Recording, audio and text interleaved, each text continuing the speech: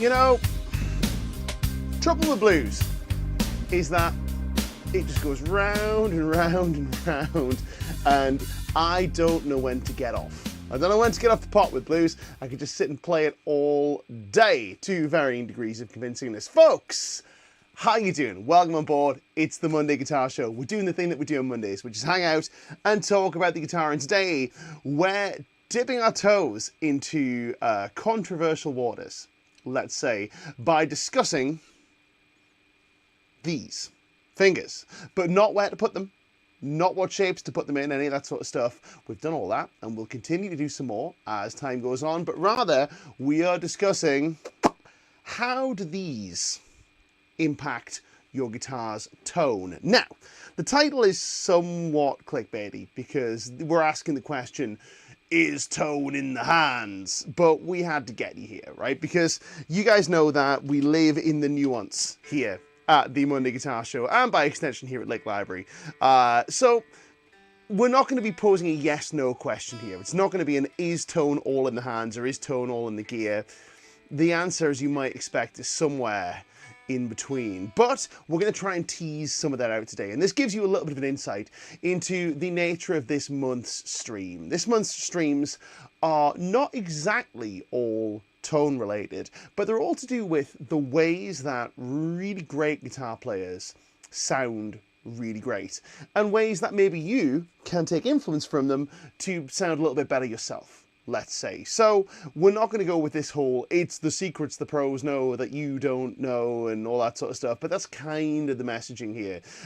It's about the stuff that maybe doesn't get spoken about quite as much as it should, because either it's not very sexy or it's not very easy to teach, one or t'other. But today, it's tone and hands. And before we go any further, we're going to say some quick hellos. But if you are new here, want to remind you that we do this every Monday. We hang out, we talk about the guitar. Our objective is to make you a slightly better guitar player when you leave us than you were when you arrived. And this is one of these kind of instant win sessions where when you start thinking about this stuff and you start applying some of this stuff to your own playing, it just gets better immediately. And I'll tell you part of the inspiration for this. Part of the inspiration was I bought a new amp, and the amp is kind of lurking over my shoulder. You guys can't really see it in any of the close-up cameras, and it's not terribly well lit, but it's this guy. This is a PRS HD RX20, which is the Jimi Hendrix amplifier, and it was designed by, well, I say it was designed by,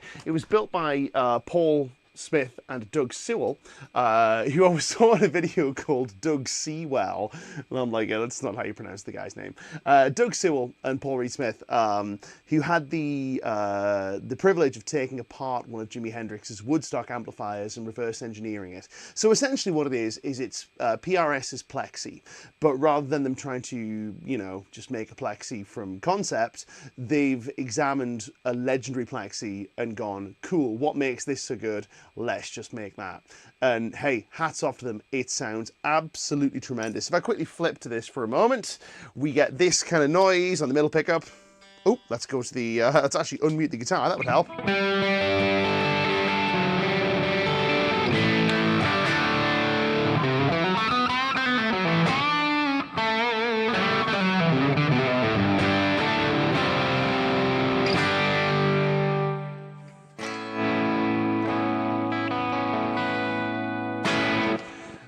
Now, one of the fascinating things about Plexis is that you have to learn how to play them. You can't just plug into a Plexi if you've never played one before or haven't spent much time with them before and expect to get the best out of it. You have to input a certain way of playing to bring the best out of a Plexi, and we're going to talk more about that as we go on, but that's kind of the inspiration for today.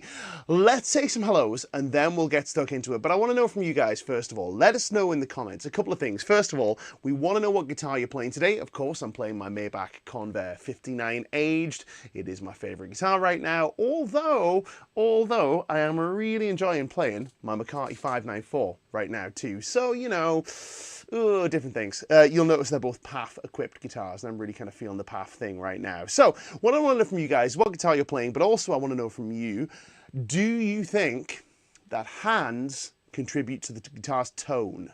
Do you think hands add or subtract or do something to the tone? Or is tone all in the gear? Is it all in the speaker? as some folks have posited? Is it all in the pickups, or is it something more complex than that? We're going to get into this, we'll get into the weeds, and we'll show you some ways that I think you can improve the way your hands sound. But before we do that, some hellos. First person through the door. As usual, it would not be a stream if Marcin wasn't here. Marcin was the first one here. Lovely to see you. PJ is here. Fog Cornish is here. Helmet Straps here. EF Phillips is tuning in. Says, hi Nick. In my 60 years of strumming, regardless of amp, and I've played a few, it's in the hand. He says, referring to tone.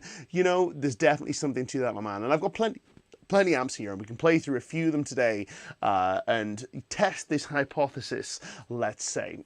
So yeah, we'll get into that, but I'm very much of the camp that hands influence tone. We'll get to that. Timothy Appling's here. Great to have you on board. He's catching it live today. I'm pleased about that. That's great to have you. Great to have you with us. Kate Strange is here. Sacred Godslayer is here. Says, tone is in the mittens. Don't wear mittens if you're going to play the guitar, unless it's really cold. I've done a few outdoor gigs where it's been really cold, and I could have done with the mittens. Timothy Appling's been watching Michael Schenker. Now, there's a guy with great sounding hands, let me tell you, right? So, Michael Schenker is something of a phenomenon around the Northeast, and he's one of the guitar players that is perhaps less spoken about in other circles, but where I grew up, Michael Schenker is just one of those names that you would hear all of the time. Michael Schenker, Gary Moore, these kind of players, these kind of cats were massive among the players that I grew up looking up to, as in the players that I grew up, who I knew personally, looking up to. These are a lot of the names they've mentioned for a variety of reasons, but tone is one of them. Response Audio is here. Great to see you on board. Timothy Appling says he finally has his amps and cabinets hooked up to his amp cab switcher in his new place. Do I run a modeler or effects pedals in front of my switcher? I do, Timothy. I've got some pedals on the floor, but I don't use them very often, so I'm not really an overdrive pedal guy. So if I'm using pedals, it might be for something like, I don't know, for example, a Univibe.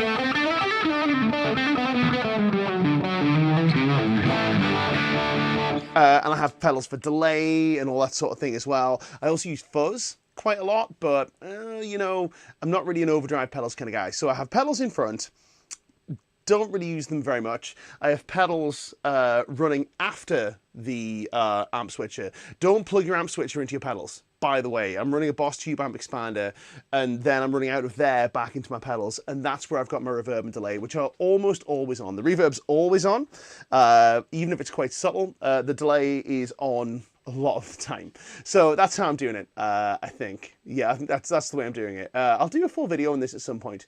I think we have a video coming out for Guitar Interactive on my amp switcher, so keep your eyes peeled for that. Citizen741X is here. Kim's in the house. Kim, great to see you.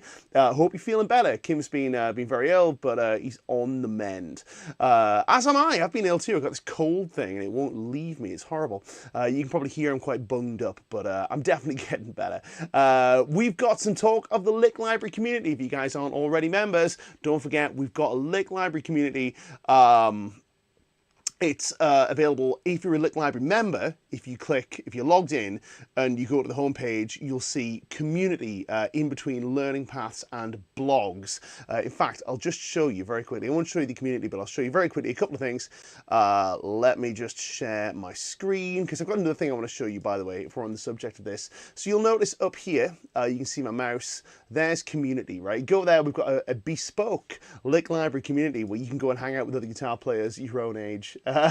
Points if you get that, as Father Ted reference. You can go and hang out with guitar players, talk about all sorts of stuff. We've got some great channels in there. Also want to show you this course very quickly. This is a course from our friend John Connon on guitar tones made simple. So if you want some help with the gear side of the tone, this is a good place to go. We'll talk more about that later, so that's something you can do. But yes, community is there. Karanka Tom is here. Who else do we have? Deb Mandugi Van Dugerson is here. Mal Riley's in the house, tuning in from Phoenix. It must be warm there. It's warm here in my studio. Steve Luth or Steve O'Louth keeps pronouncing this both ways, because I'm not sure how to pronounce it, but Steve, it is lovely to have you. Thanks for joining us. Block 18 is here. Vil S is in the house, says he would say feel is in the hands. Interesting. My friend James is tuning in. Big, strong James. Good melody, says Mal Riley. Thanks, man. I appreciate it. Colin O'Hare's tuning in. Colin, I did watch your band. It sounded killer, right? That's a little in conversation, but it did sound class. I'll give it a proper watch and some more stuff later on. Dreams is playing his PRS SE semi-hollow. We've got some red ones go faster. Agree. Raphael Hafael is here. Who else do we have very quickly? Ben Story is in the house. Trolls Joan is here. Nick Harrison's tuning in. By the way, if anybody wants a copy of Nick Harrison's Creative Guitar Performance Workshop book, right, you are to send Nick an email. His email address, I won't read this out loud because, you know, things, you don't give away email. Nick has asked me about this, by the way. He asked me to tell you. It's Nick's name, as it's written on screen, all one word, at gmail.com. Send him an email. He'll give you details on how to get a copy of his book for free. It's definitely worth your time. That is for sure. The Swede Guitar Dude is here.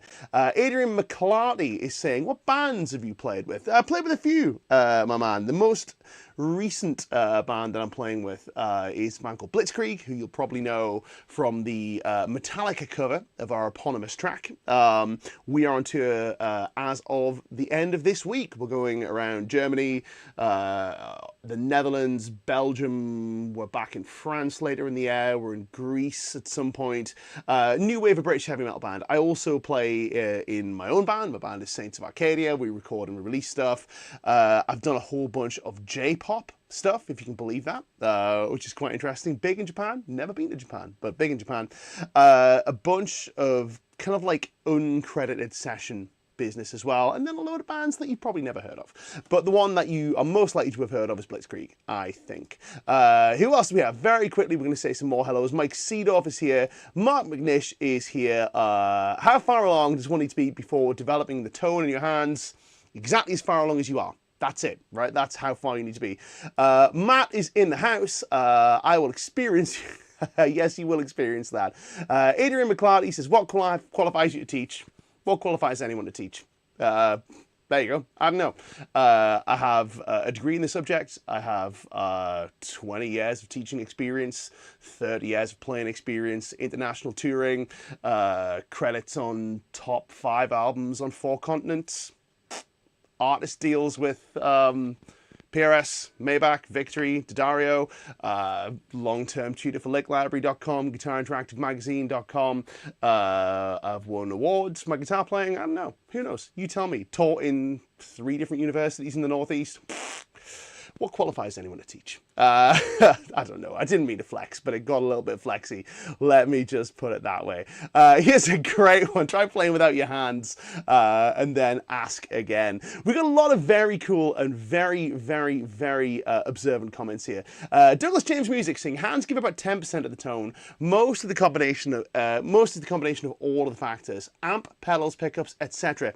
Here's the thing, though, right? How do you tease out what the percentage of each of these factors are, and how many factors do there have to be before one thing stops being, let's call it an important factor? We're going to talk about some of this stuff, right? Now, this is, again, it's not an opinion piece as we go, but you know, it's one of those things. Hope that answers your question, Adrian. There we go. Anyway, listen, right, I could say some more hellos. We've got lots of comments. My goodness, so many comments, so many comments. Anyway, we're going to get into the meat of things. So, hands and tone. Here's the deal, right? So, let's begin by answering some obvious questions, right? Can your hands take a clean Fender Twin and turn it into a Mesa Boogie dual rectifier? Absolutely not. Can your hands take a Gibson Les Paul and turn it into a Strat? No. Can your hands take a modulation pedal, turn it into a delay pedal? No, absolutely not. They cannot do these things. But here's the thing, right? Here's the thing, right? If you take a Gibson Les Paul and a Fender Strat, you can't take either one of those and use one of those guitars to turn a dual rectifier into a Fender Twin. or vice versa. You can't use a Fender Twin or a dual rectifier to turn a chorus pedal into a delay pedal. These are all separate aspects into the recipe that is guitar tone. Now, we've got some questions about defining tone. It's a very good question, right? So I feel like tone we can describe as the musical quality. This is a pronunciation I'm going to butcher, but the timbre of a note, right? The tonal quality of the notes that you play.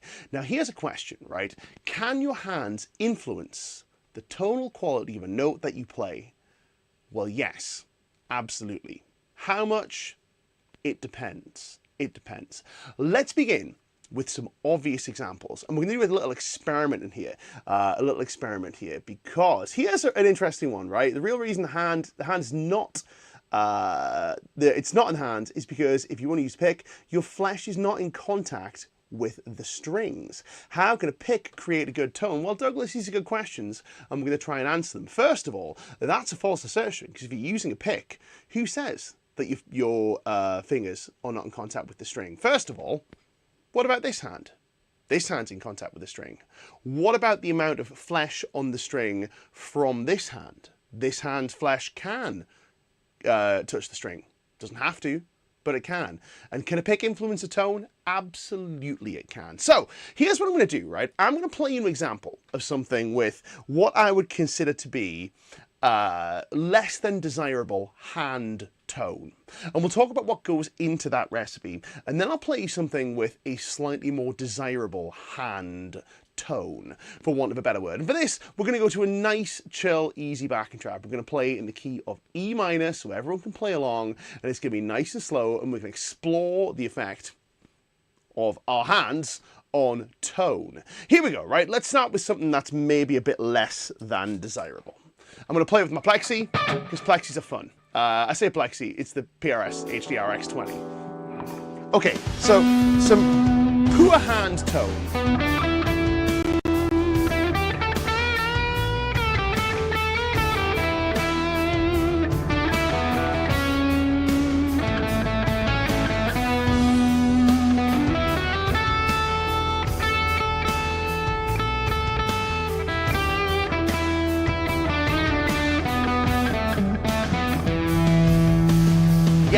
Let's take the same setup and turn it into something a little nicer.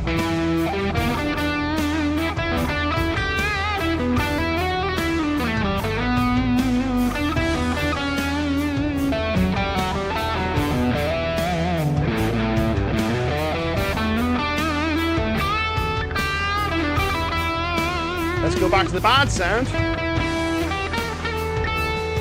It's difficult for me to do, but I'm going to keep trying.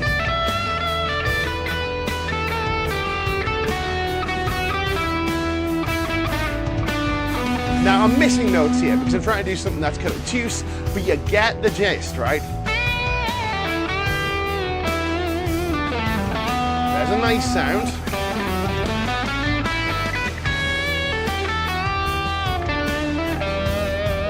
Here's a less desirable sound. It's a less desirable note, that's for sure, right? Now, let me talk you through what's going on there, because this becomes even more obvious as we start to strip gain away from the sound. But I wanted to start with kind of a medium to high gain sound just to sort of show you what I'm talking about here. Let us begin with the left hand, right? The left hand and how that influences tone.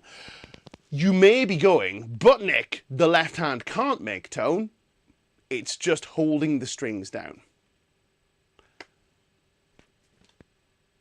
Now, here's a question, right? The word tone can have a different meaning. A great one from Mal Riley. The word tone can have a different meaning to all, so it's good to be on the same page, for sure, right? For sure. So let's use one of the aspects of guitar tone, which is EQ, right? EQ, frequency content, let's say. Now, we can all recognize the difference between something like this, which is an IR of a very well-aged Celestian greenback, versus something like this, which is an IR of a Celestian cream, Alnico cream. Here's the greenback. Here's the cream. And for good measure, let's go to a vintage 30. We can recognize what's going on there. That's an example of EQ. It's an example of frequency content. Can your hands influence this? Well, yes, they can, right? Let's talk about one very obvious point that I've talked about at length, which is how much you're in contact with the fret. Now, here is a very interesting point, right? If I take, well, let's actually do a demonstration with the right hand. If I take an open string and I pluck the string, and then I move until I start to get a little bit of flesh in contact with the string at the bridge, the sound becomes dampened. If I move it out of the way, just how bright the sound becomes.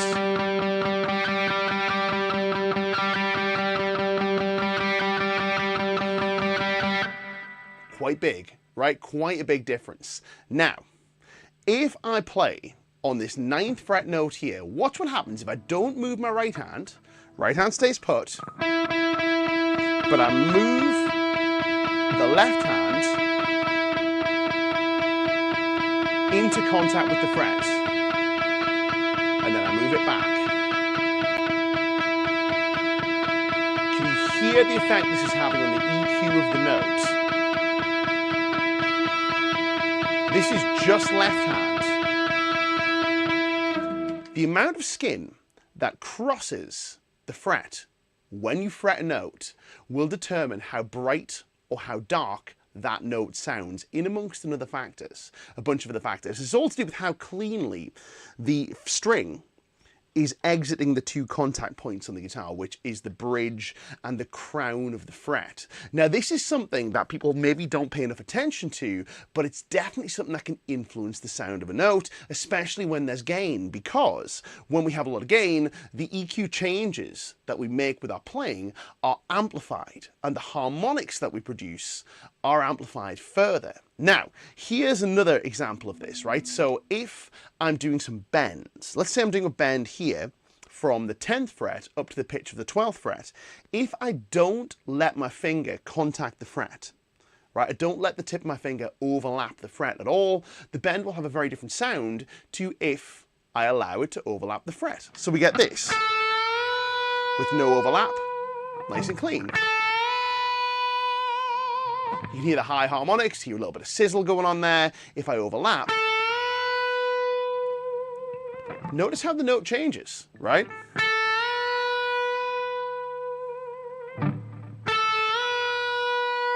Nice and bright. Dark, a little less sustain.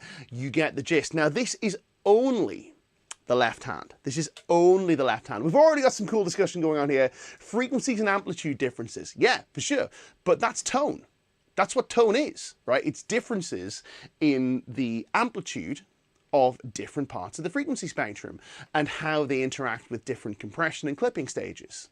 That's tone, right? Now, here's the thing. If we take this and we apply this thought process to gear, right, to equipment.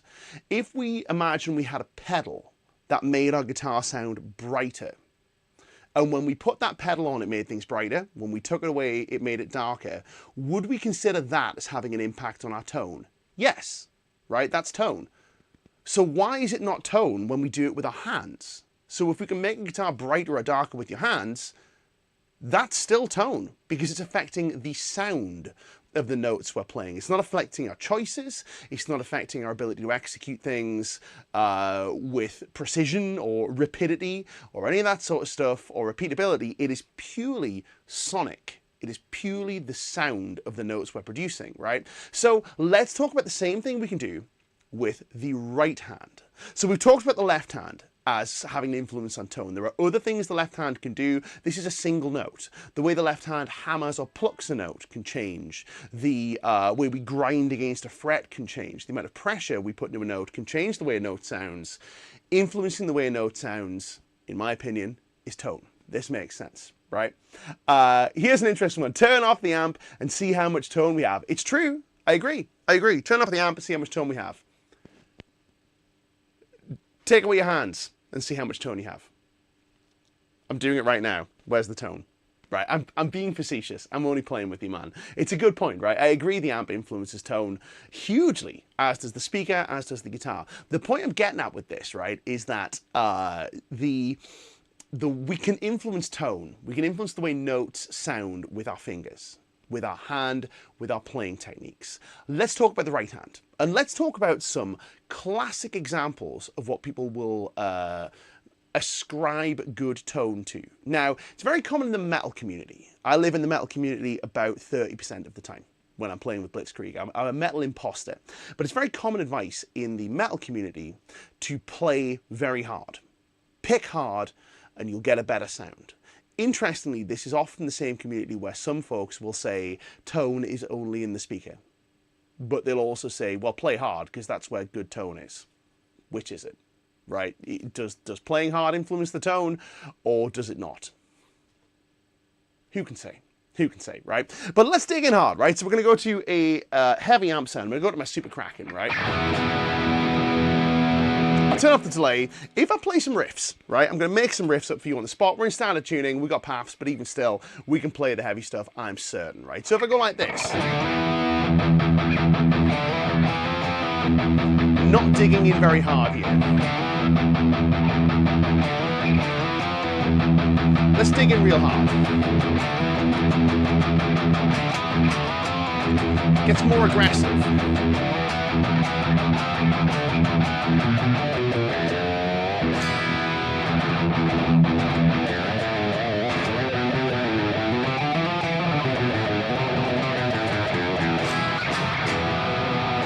I can't play with that touch. I'm not that guy. I play with a slightly lighter touch as a rule of thumb, but we can hear something is happening, right? We can hear that as we play harder, things happen with our tone.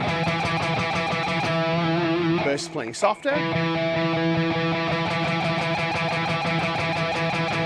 High end appears, right? Or high end and let's say high mid appears in the guitar's tone. So we can say that dynamics, picking dynamics, influence tone, because what they do is, depending upon how we pick, certain parts of the frequency spectrum are louder or quieter than others. This is EQ.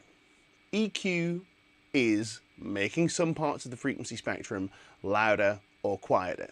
And there seems to be some strange distinction where if you do it on the controls on an amplifier, it's tone, but if you do it with your hands, it's technique. Why? Who knows, right? Who knows? Here's an interesting one, right? If playing harder gives you better tone, how much headroom would you leave for accents and stuff? Now, I'm going to push back against this, right? Because I didn't really finish that thought, but the idea that playing harder gives you better tone doesn't always stack up. Because what you end up with is folks, and I don't mean this as a slur on my metal playing brothers and sisters, right? My other guitar playing friends who are really good at this stuff. But you end up with folks who will maybe be demonstrating some equipment, let's say. And they'll go, let's play a metal tone. And they're digging in really hard and it sounds great. And they'll go, cool, now let's go to a classic rock tone.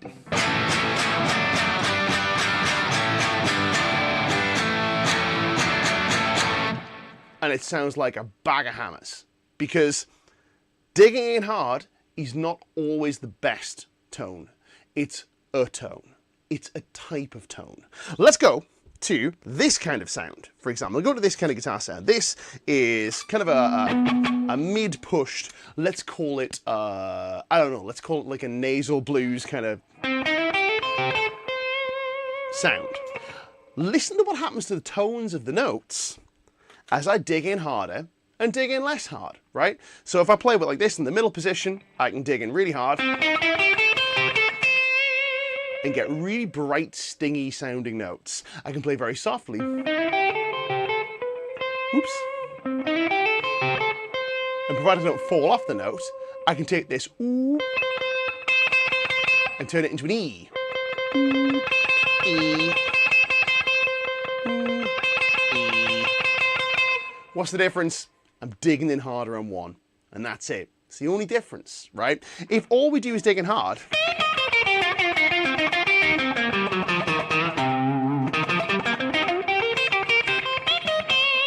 our playing can sound very clunky, and the tone can sound one-dimensional, right? It doesn't sound as three-dimensional as if we get this. Oh, he missed the notes. God, Jesus. Behave yourself, Jennison.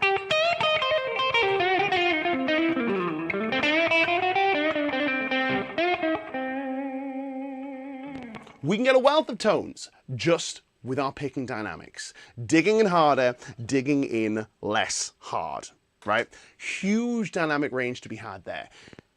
If we used a pedal to push the upper mid-range, right, we would say, well, that's tone, right? The tone, the pedal is the tone. But if we use picking dynamics to emphasize and de-emphasize the upper mid-range and the treble frequencies, is it technique, is it style? I would call it tone, personally, because again, what we're influencing here is not the note choice, or the duration, or the vibrato, or the expressiveness. Well, expressiveness to an extent. We're influencing the sonic qualities of a note, right? How bright, how dark is it? Obviously, this is not the only way you can influence this stuff. This stuff is a system. It all feeds into itself, but we can influence tone vastly using just our hands. Here's another example, right? I'm going to get another pick for this. I'm going to go back to my plexi, because the plexi is fun for this sort of stuff, right? This is my... Oh, hello. The Super Kraken is angry with us. We're going to turn it off. It's cross, right? Here's the plexi sound. So I have this interesting thing. I need to silence this amp. It needs to be played through sometimes, otherwise it gets really, really cross. Okay, so plexi is an interesting thing, and I said a lot of this thought process came from the purchase of a plexi, right? So I've been on a quest for the right plexi for a while, and I settled on this PRS HDRX amp. This is not a sponsored video, by the way. It's just one that I bought, and I really like it. I don't have a deal with PRS as far as amps go. I'm a PRS guitars artist, a guest that extends to amps, but as far as amps, I'm a Victory artist. But Victory are cool. They don't mind me using their amps. They're good folks. Anyway, this particular amp, I think, is the best of the various plexis that I've tried, including the Marshall that I have kicking around over here. Sorry, Marshall. The Marshall is very good, but I feel like the PRS is it. Now, when you first plug into a plexi, you start cranking the gain up. If you're not used to playing in a specific kind of way, the tone can be very bad, and it can be very hard to work with. Not just in the sense that there's not as much forgiving gain as you might be used to. It can be that there's too much gain, but it can sound very muddy and very, very congested, which is ironic because I sound very congested today. If I don't adjust anything from my high gain playing setup. Is it a tube amp, says Mal Riley? It is indeed a tube amp. All tube all the way through, right? So I've got this. If I don't play in a particular kind of way,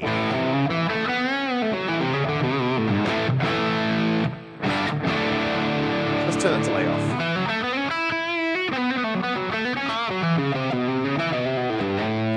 It can be very difficult to get the brightness out of the amp. Right? Let me show you what I'm talking about. If I play away here, I'm going to go back to the Led Zeppelin backing track here for a second. Let's play in the key of E. If I play and don't bring the brightness out,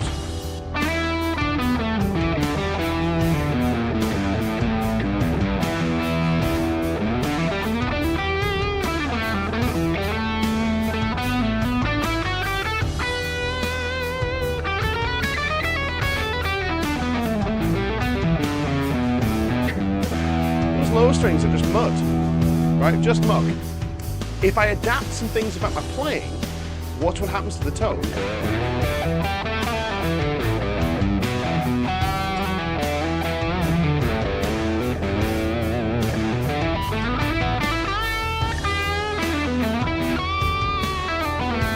Wasn't happy with that.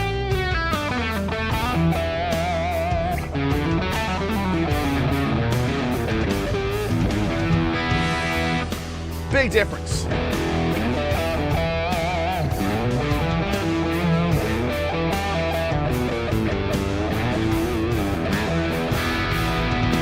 This is a really interesting phenomenon, right? Now, the actual technique is very simple, and I'm sure you know what's going on here. It's just some half-pinched harmonics, right? People call it chirping a note, but this is a very interesting phenomenon. I mentioned earlier on when Michael Schenker was brought up that I grew up admiring guitar players who were about 20, maybe even 30 years older than me. I was born in 1984, so I'm 41 years old right now. But when I was 20, there were lots of guitarists who are my age now, who had come up playing in the 70s and 80s in the way that I came up playing in the 90s and 2000s. So a lot of these guys had grown up playing with plexis and with master volume Marshalls and with the 2203s, those sorts of things. And they all had a really fascinating touch that I really like, and I call it the old man hands, right? Because I used to think of these guys as like the old masters, these old men who played beautiful guitar, and there was lots of them. And now I am an old man. I won't say I'm playing beautiful guitar, but I'm the same age these guys were when I was a kid looking up to them, which is really interesting as well. But they all had this particular kind of sound to their playing, and it was this particular mid-range honk, and it was almost a cocked wah sound that was baked into the fingers. And I've come to realize that this is the way people play to bring brightness and bring gain out of this kind of amplifier. And you have to adapt to be able to bring this kind of sound out of this kind of amp. We got some discussion on Michael Schenker. Michael Schenker is indeed awesome. I had the pleasure of seeing Michael Schenker do this about as far away from the camera as I am from you right now, through, I think it was a JCM 800 that he had. It's not his usual thing, but he had an 800. It was like a rental 800, and he was doing this thing that we're talking about, this chirping of a note. Here is a deal, right? Here's an interesting deal. So if we used a pedal to bring out the upper mid-range harmonics in a note, like a wah pedal, we consider this tone. But if we do it with our hands, do we still consider it tone? I think so. This is something I've said a few times, but so it's going to be a refrain here, right? We touch the note in a certain way to bring out certain sonic qualities in the note. This, to my estimation at least, is tone. So, what am I doing here, right? Let me demonstrate. So we're going to go to these cameras. The first thing I'm going to talk about, I want to highlight this business of the flesh touching the string, because when we pick, we have the option, I've got my purple pick here, so hopefully you guys can see it. We have the option of letting a little bit of finger skin from either this finger or from your thumb, letting that touch the string as we pick. So if I go from here, I'll let a little bit of skin just graze the string in the right spot.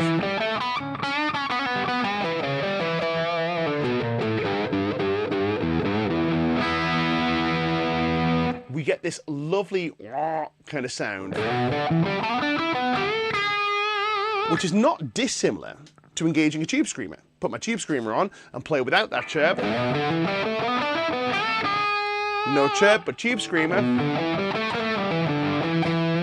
Let's compare, right? Here we go. So this is no chirp. Here's tube screamer. Here's no tube screamer, but chirp. It's doing the same thing, right? That's no tube screamer. Here's tube screamer, no chirp.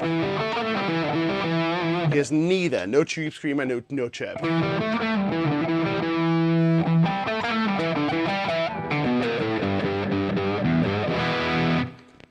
You hear the difference? Yes. So what I'm doing here is I'm using a combination of pick angle, amount of finger on string, i.e. how much finger is contacting the string, and how much how far I am along the string speaking length to determine the amount of chirp that I'm getting. Mal rightly points out that the tube screamer is louder. The tube screamer is indeed louder, but it's having a similar effect. It's just not, I'm not adding anything to the tone with this, with my fingers. That's not adding or contributing any additional stuff per se. It's not adding volume. It's just, I guess, redistributing the amount of energy from the string from low end into stuff up here. Whereas the tube screamer is taking what I got and going amplify. It's a little like turning the gain up. But here's the thing, with this, you can do this without having to turn a pedal on. right? You can do it mid-solo. So let's say, for example, I am playing along with my Super Kraken. Why not? This works with high gain stuff too. Let's go to the Super Kraken. It was angry with us a second ago, now it's our friend. So let's go with a no chirp versus yes chirp, right? No chirp.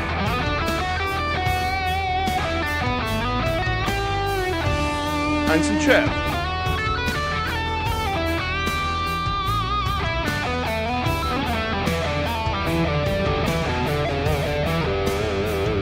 What about if we combine no chirp with yes chirp?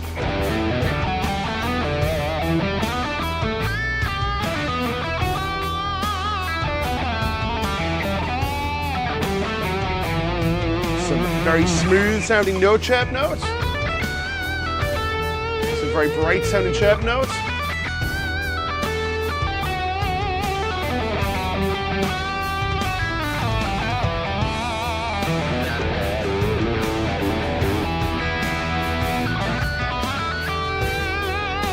No chirp.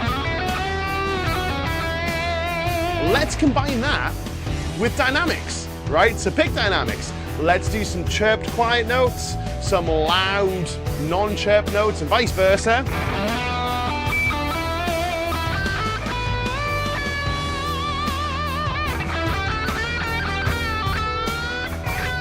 We pick hard, it sort of becomes ah. We chirp it, it becomes E.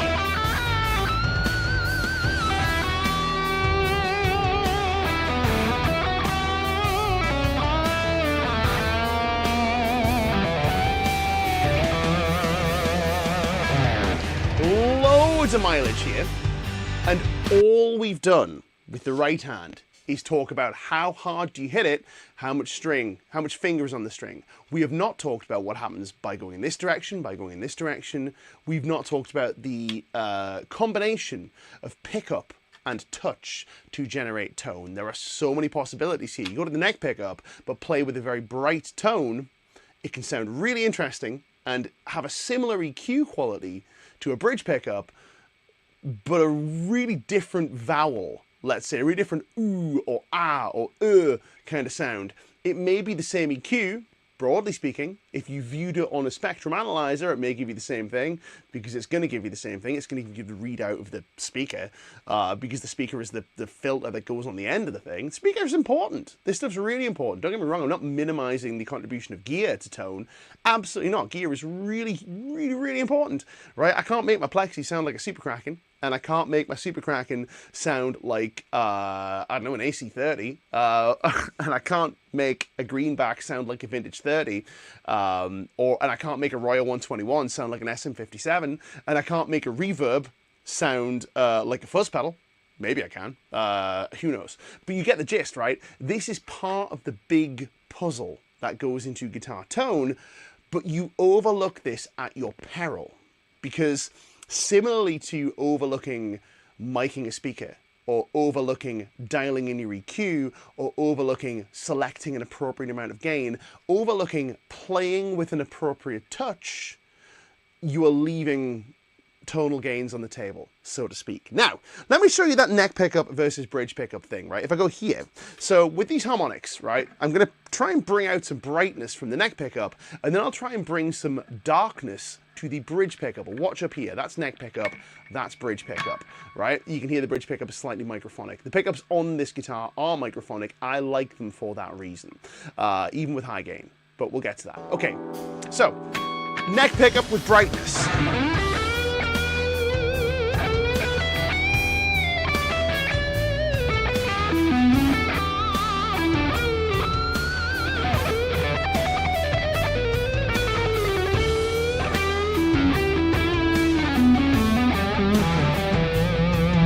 Bridge pickup with fullness.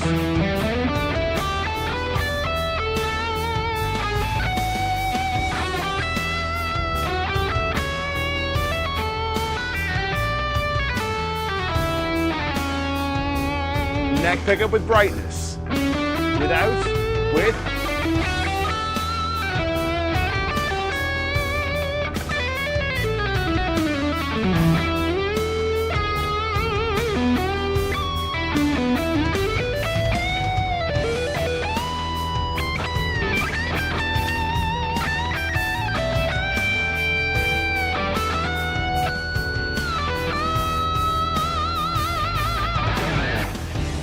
lots of fun to be had. Now, some people would argue, and I can't tell them they're wrong because you can't really be wrong with this stuff. I'm not saying you're wrong if this is you. Some people would argue, but Nick, that is style, is what that is. That's style. That's technique. It's expression. To which I would go, well, what part of the guitar is it? What part of the music is it influencing? Is it influencing note choice? Is it influencing harmony? Is it influencing rhythm? Is it influencing register? Is it influencing, I don't know, lyrics? No, it's influencing the sonic characteristics of an individual note. And that is tone. That's all there is to it. Tone is influencing the sonic, it's the properties, the sonic properties of the notes that you play. That is tone. No, I can't think of a better definition than that, right? And ultimately, we can influence this with our hands. Now, I'll go back to the caveat I made at the start of this stream. Can I take, with just my hands, a clean sounding amp like this PRS Archon and its clean channel, for example, right? Archon, down here. Can I make that sound like a dual rectifier? No, unless it's the dual rectifier on a clean sound, in which case maybe, but here, no, nothing I can do with that. But I can influence the way this sounds. I can play this and have each note go blap, blap, blap, blap, blap. Or I can play softly. I can play further back, where it goes meow, meow, meow, meow, meow. I can play right over the fretboard. Or as people have rightly pointed out, in fact, here's a really good one from one of the best commenters we've had today, right? I've had so much fun with these comments. You've been an absolute treat to have in the stream, man. Thank you so much for your input. Douglas James Music says he plays country among other styles. That spanky Telecaster sound you get with a percussive slap pop against the frets causes huge tone value, but that's with hybrid picking. Hybrid picking. When we pick with our fingers, tone is different.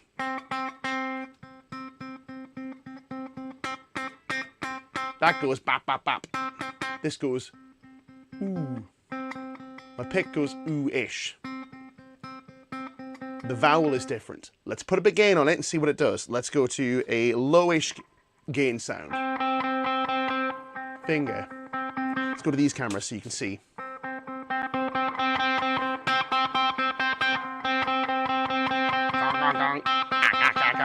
You hear the vowel difference? Think about this as what the guitar's singing mouth is doing.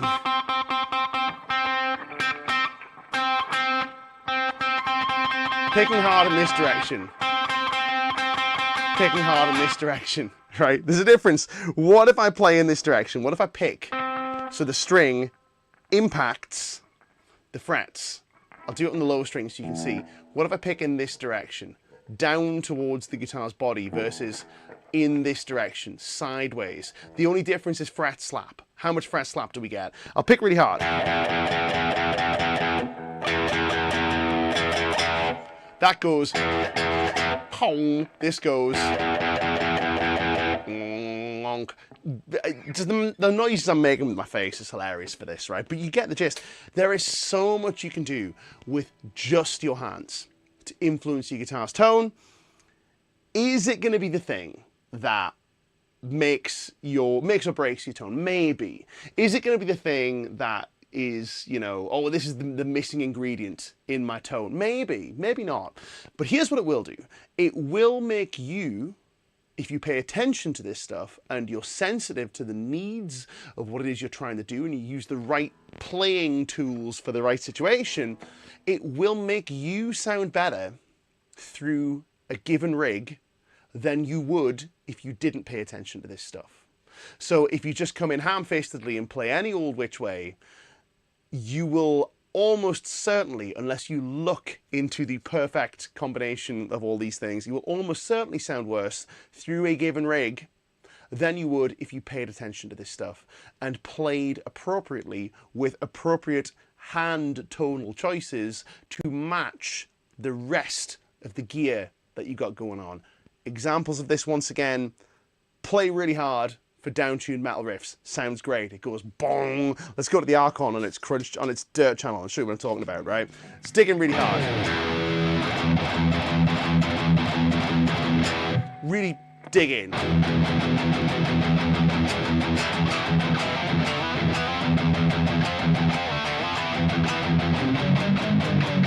Sounds killer, right? Take the same touch, put it on the Archon's clean channel with big sparkly clean notes. Same touch, what do we get? Awful.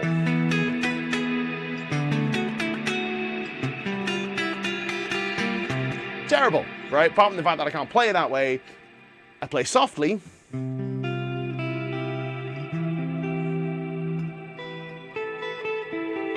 Ignore the fact that the note choices are suspect.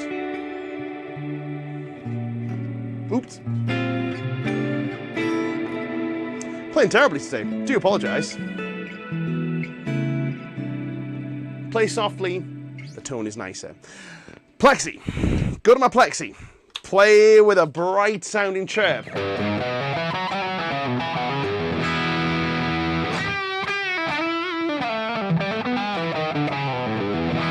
Sounds cool. Play without the bright sounding chirp, with the soft touch that I used in the clean sound earlier on.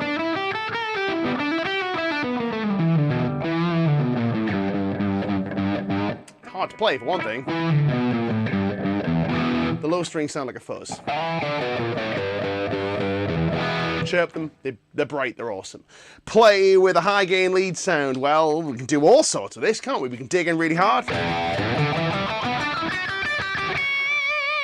Sounds a little cumbersome, but you know, it's kind of cool. Play softly. Softness comes out. Smoothness comes out.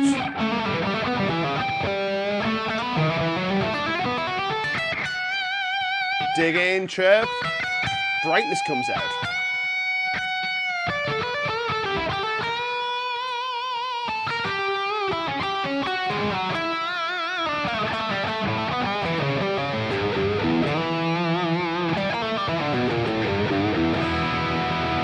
Here's a fun trick, very fun trick, and then we'll do some questions.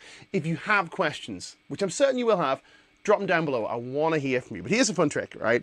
And I've done this before on stream, and it can be really good fun when it works, right? Let's do some Van Halen tapping, right? Let's do the line from Eruption, right? This line. If I play very gently, the notes go ooh. If I dig in real hard, the notes go eh. If I modulate how hard I'm digging in,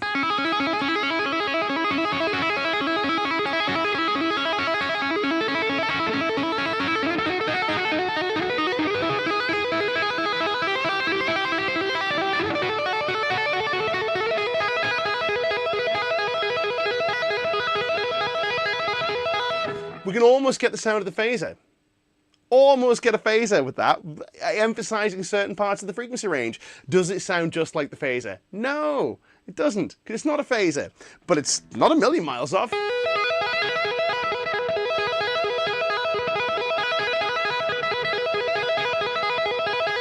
Combine this with the phaser, right? Where is my phaser? I've got one of these somewhere. Let's go looking. Where are you? Are you here? Are you here? Are you here? I know where it is. It's on bank 4, 5. Come on, in here somewhere. Phaser! Right, combine this with the phaser, right? Phaser, no touch modulation. I'm now going to match the intensity of my touch so that I play harder and bring out the brightness in the string as the phaser gets brighter.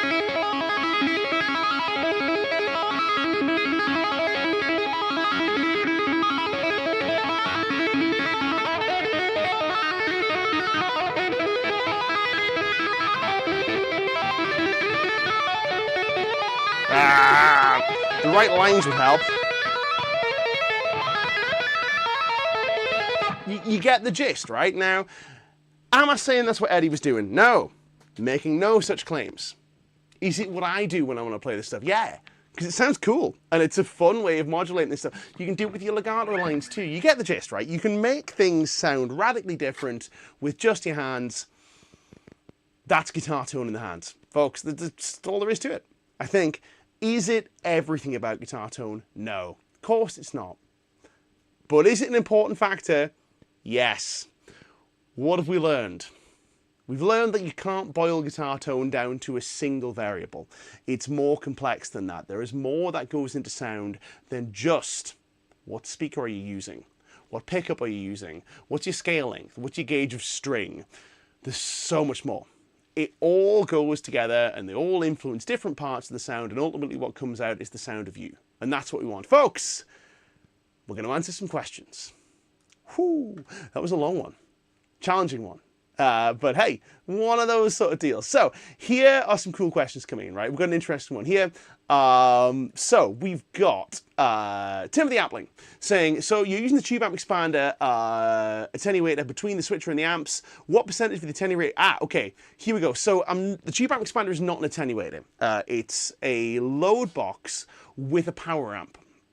So it doesn't attenuate the sound at all. It completely loads the sound down to 0, which then enables me to send that load boxed sound out to my pedals and then out to my studio monitors. I have the capability of turning the speaker up in the room, which you'll be hearing through my dialogue mic, but I don't really use that very often. It's fine. I use it mainly if I have a client in tracking guitars. We'll do that. We'll listen to the sound of the amp in the room. I'm much more likely to just listen to the sound through my studio monitors because I'm used to it. But that's how I'm doing it. That's how I'm doing it. Mal Riley says, what about pickups? Many types are made with different gains and frequency responses. 100%, right? Pickups absolutely influence tone, as do their proximity to and from the string. They influence it in a different way to the way that, say, a pedal or an amp or a speaker or your hands or a plectrum will influence tone, but they absolutely do contribute something. Now, for example, I have a litany of different paths, but let me show you this, right? I'm going to grab two guitars for you. We're going to get rid of this one. This one's beautiful, but we're going to get rid of it. Here are two guitars that are as close to the same as you can get, right? But they've got different pickups in. This is a PRS McCarty Soap Bar. This is a PRS McCarty 2, right? So these two guitars are the same scale length. They have the same woods, the same neck profile, the same bridge, made from the same material. The pickups are in the same place. They have the same gauge strings on. They were refretted by the same luthier, so they both have the same frets in. They are the same. The only difference is what pickups are in them. This one has Fishman Fluence Classic humbuckers. This one has Fishman Greg Koch Signature P90s. How different are they going to sound? I think you'd be surprised. They sound different, but they sound more similar than you might expect, right? Again, the only difference here is the pickup. Let's try a couple of different sounds. Let's do a very clean tone. We'll switch from one to the other. It's an interesting question, right? So, very clean tone from the Greg Koch Fluences. We go here.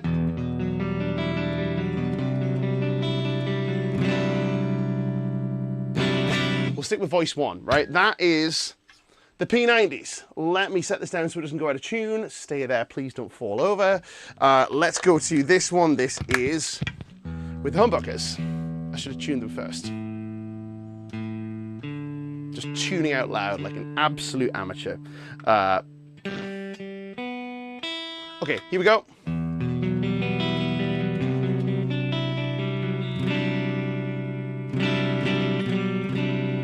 There's a difference in the output, a difference in the sound. Is the difference in the sound massive? Well, you can be the judge. I wish I could switch more quickly than this. I'll make a video on it one day. Again, P90s. Different? How different? Quite hugely. Let's go to a tone that is perhaps a little more revealing of this stuff, which will be maybe a mid-gain tone. Maybe we'll go back to the Plexi, because the Plexi's fun, right? Bridge pickup. Here's the P90s.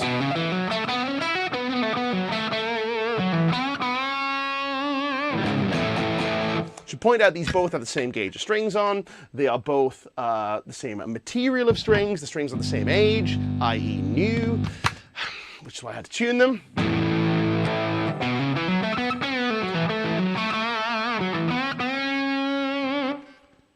More similar than different. I think you'll probably agree. That's with clean. What about with high gain, right? Does high gain make a huge difference? Let's go to the Archon. Big sounding, dirty metal thing. Again, voice 1, bridge pickup.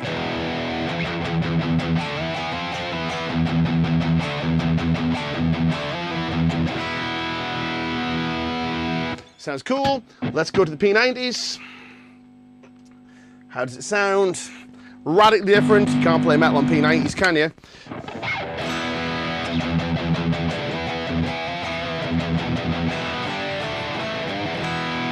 Different, yes.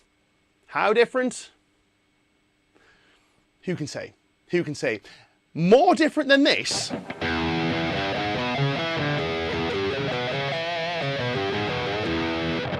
No chirp. Yes chirp. I think there's more difference in this than there is between these two guitars, personally. There's a different kind of difference. But you can hear what's going on here, right? You can hear what's happening. I think that is telling, let's just say. But did the pickups make a difference? Yes, they did. Absolutely they did. Does the type of guitar make a difference? Yes, it does. Absolutely it does. This stuff all makes a difference, but that's the point. It all makes a difference. Folks, I gotta go. Thank you so much for having me. My name's Nick Jennison. We do this every Monday, right? Hopefully this has been, oh, we got a comment from Nick Harrison, a good one. There's, I think, the tone and the fingers question can be answered by how many guitars are on screen. If tone was all on the fingers, you would only need one guitar. Speak for yourself. Just look at them. They're all beautiful. You're right, though. You're absolutely right, okay? But, hey, man, you know, if tone weren't in the fingers, we'd have robots playing guitar by now. They certainly do a better job than I am today. Folks, we do this every week. Don't forget to hit the appropriate YouTube buttons on the way out the door. My name's Nick Jennison. It's been a lot of fun. A lot of fun. I am going to play out on this guitar because this guitar is cool and I like it. And I'll see you guys, same time, same place, next week. See how many of these things you can spot. I'll see you later.